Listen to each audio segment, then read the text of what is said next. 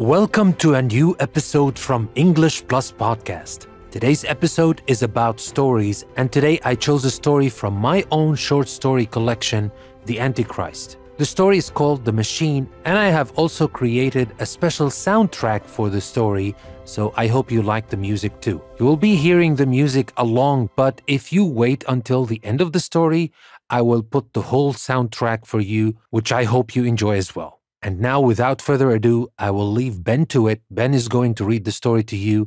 Let's start with the story of today, The Machine. The Machine. Sam was waiting in the long single line for his turn at the machine.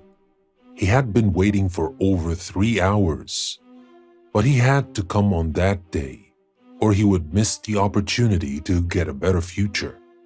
The people in line could not talk to each other, so there was only the sheer sound of joints moving, legs hitting the uniform pants cloth worn by everyone, and the unified, well-hidden faint stomp every 365 seconds.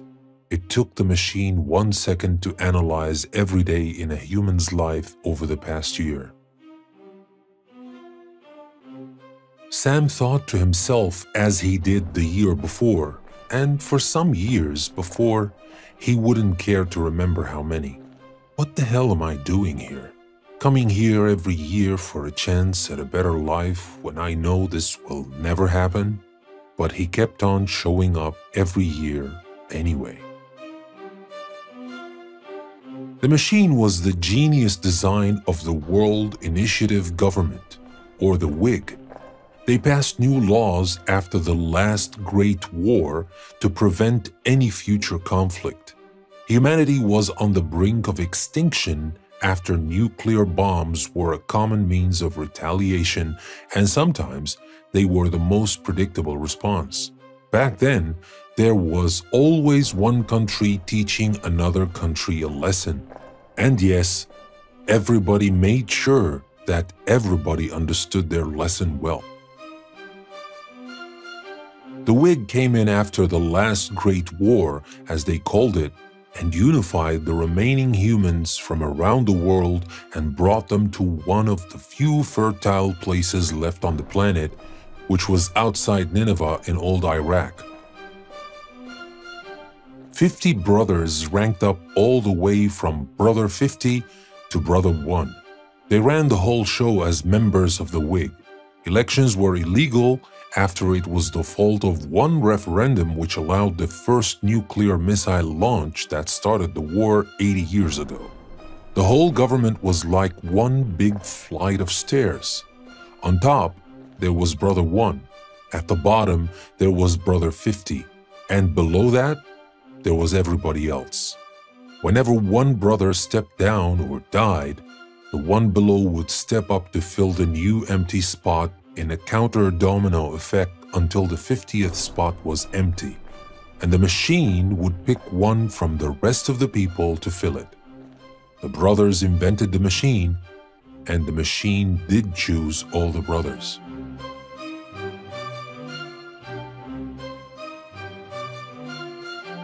It was the first Brother 1 who designed the machine. The machine is a simple neurotransmission reader that can read all thoughts and ideas a person has had all his life. And based on that reading, the machine decides the level of potential each citizen has, which will in turn affect the future of that individual for the coming year. The first Brother 1 thought he would have everybody examined by the machine once a year, hoping to change their potential and their fate. So that's why everyone showed up at their scheduled annual appraisal by the machine. Everybody dreams of being a brother, for everything multiplies when you are a brother. Women, money, land, and power. Not only once, but 50 times from Brother 50 to Brother 1. It was a modern version of the communal capitalist system.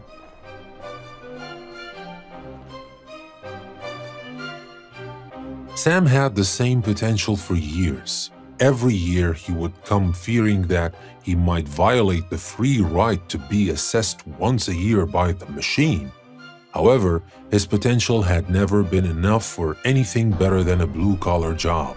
He might have been luckier than some others who had the dirtiest and hardest of jobs in the mines and at the great sewers processing plant. Even processing shit bears a fancy name.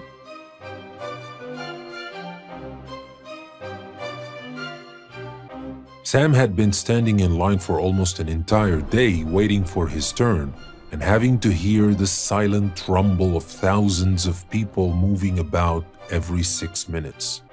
He had already counted the 54 people ahead of him twice. He still had about 7 hours to wait. Plenty of time to come up with a rebellion, Sam thought with a faint smile on his face. But soon his smile disappeared as he looked at one guard who was staring at him. How many times have people been coming to this stupid machine to tell them about their destinies as if it were a god? I hate to believe a programmable machine gets to decide my fate. Sam thought as he remembered the machine he read about in the only book he had hidden in his mattress. As reading was illegal after it was the reason that brought the idea of the nuclear bomb to life in the first place.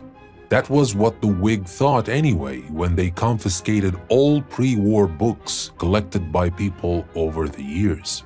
Sam had only one book left.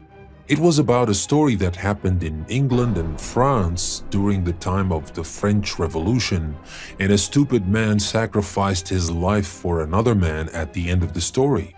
But Sam found a picture stuck on the back cover. The picture was of a man he knew nothing about. The letters that referred to the man's name were washed off and half burned, as was most of the book. What Sam liked about that picture and that man was the way he looked in his black beret with the golden star in the middle. The red color that filled the background of the picture was so vivid that Sam felt it almost filled his heart with real blood as he kept looking at it more than reading the book itself, especially with all the missing pages and the half-burnt ones. The story, as far as he understood, was not that interesting to Sam. He once talked to his friend about that man in the picture, but he never mentioned to anyone that he still had the book.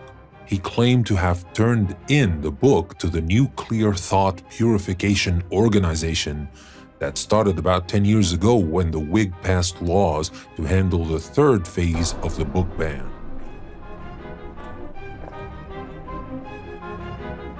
Sam was paddling through these thoughts when he stopped to calculate again, and he figured he had about 1 hour left to wait.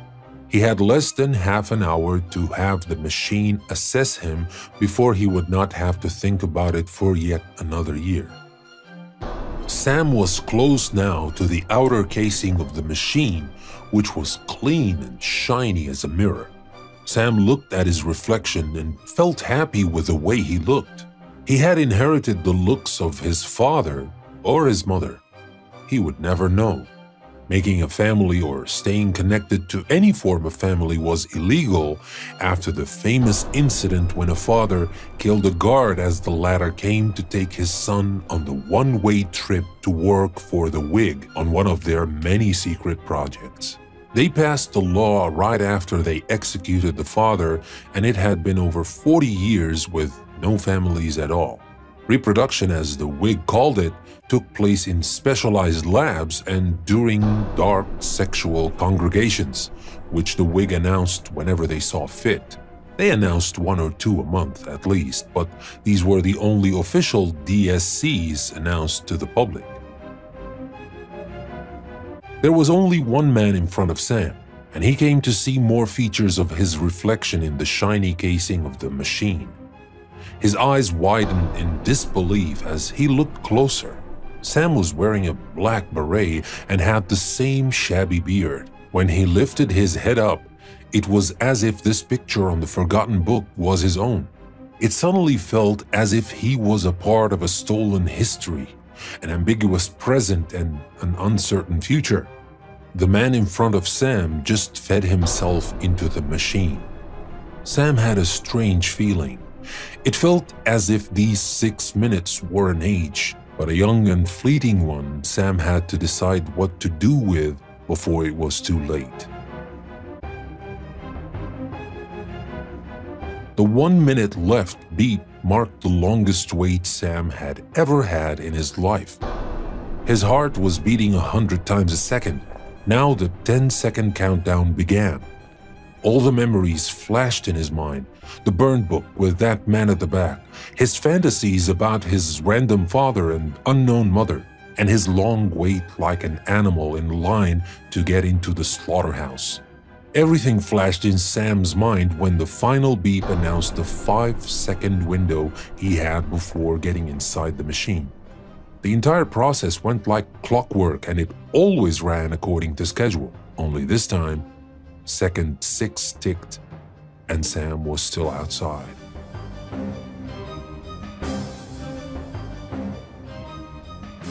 The guards looked amazed at the first couple of seconds. Then they moved towards the machine's door, but Sam was at an advantage there, because the door stood higher than the heads of the guards, and the only way the guards would reach Sam's stand was through the one-man-wide stairs all the way to the top. They ordered the other men behind Sam in line to move away, and that bought Sam precious time to take up what he thought would be his last stand. He did not know what he was up to or why he was doing what he was doing. There was this strange feeling that he might be the full man at the guillotine at the end of the book, only he had no one to sacrifice for. Or maybe he was that man on the back cover. The guards moved the other men away and were ready to stop Sam.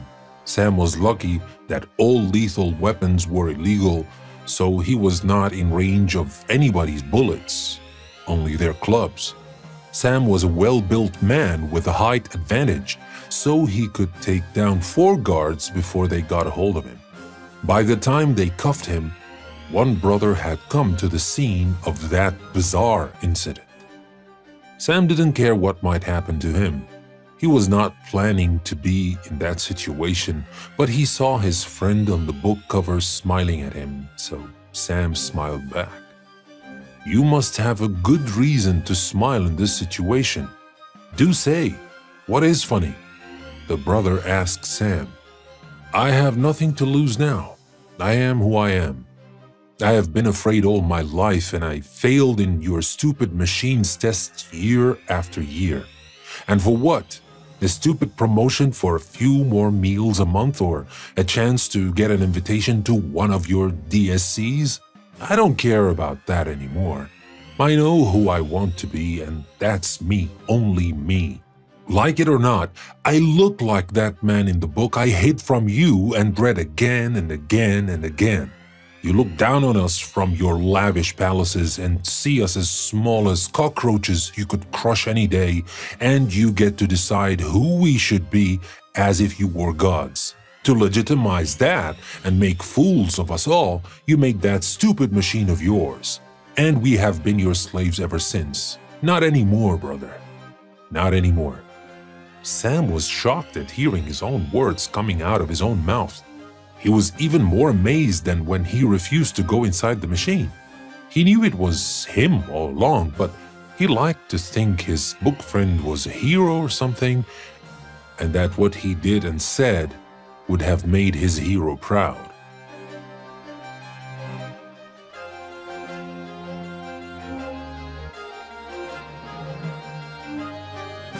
From the shadows of the room where they were holding Sam, an older man appeared. The man was wearing the same brother's robe, but he seemed to have been of a higher rank because the first brother bowed to him and moved away. You will pass in the machine no matter what you do or say. We are not dictators as you claim. We would have killed you or locked you away if we were. We will give you another chance to pass into the machine and see your destiny. The elder brother added no more words, but gave a sign to the guards to take him back to the machine, and Sam said nothing. 6 minutes inside the machine, and Sam could not believe he was still alive and did not know what to think now after what the elder brother said. He never lived enough to think about his destiny. Sam could not believe his eyes when he got out of the machine. His assessment was better than last year. It was way better than anything he had ever dreamed of. He was to become the newest member of the Whig, Brother 50, and one of the older brothers is about to step down and give room for Sam's inclusion in the Whig. People on the other side of the machine cheered, and Sam thought he was dreaming or even dead. He had an official brother's robe to wear, and on his way inside the official building, he saw the same elderly brother, only this time without his robe, making his way out of the official facility. Sam rushed to the man and shook his hand. "How did you know, sir? How did you decide? Or was it the machine?" The elderly brother looked deeply in Sam's eyes as if he was looking into a mirror. "I did not, my boy. Neither did the machine. You did." Then he said nothing more and went on his way out.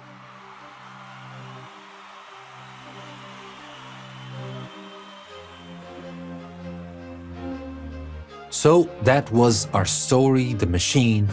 I hope you liked the story, and I hope you liked the music and the special effects.